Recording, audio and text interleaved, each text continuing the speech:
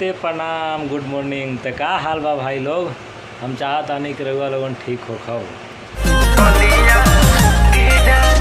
लोग कहता रहे कि गानवा चोरावल ह कॉपी ह, ऐसन कोनो बात नहीं है भाई। खेसारी भैया अपना ही गानवा उठा के अपना ही गानवा गइले बाड़े। 8 साल पहले टी सीरीज पर रिलीज भई रहे होली के गाना खेसारी जी के। ला ही देख ला थोड़ा इहे वाला गानवा जो कि आज खुद खेसारी भैया गइले बाड़े।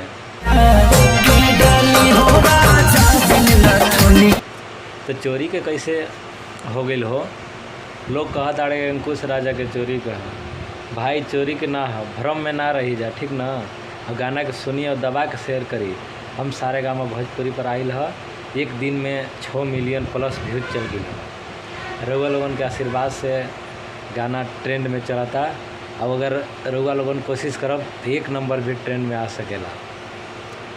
अब हम उम्मीद करत आनी कि आज शाम होत ले 1 नंबर ट्रेंड में आ जाए, काहे कि रउआ लोगन में इतना पावर बा। हमार चैनल ही भोजपुरिया जानकारी के सब्सक्राइब करी और आए वाला हर जानकारी आप लोगन के तुरंत पहुँचाई। सबसे तेज़ खबर आप लोग के पहुँचाई। तो चैनल के सब्सक्राइब करी और ढेर सारा शेयर करी। खेसारी भैया के कोई भी गाना आए तो आप लोग तक पहुँचाए कि हम जल्द से जल्द कोशिश करें।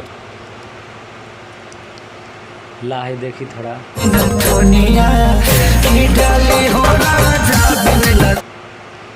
यह गानवा है। इहो गानवा देख ली।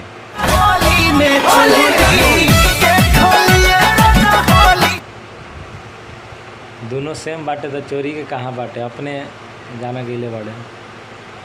तब तक ठीक बा, नमस्ते। फिर से अगला वीडियो में मिलता नहीं।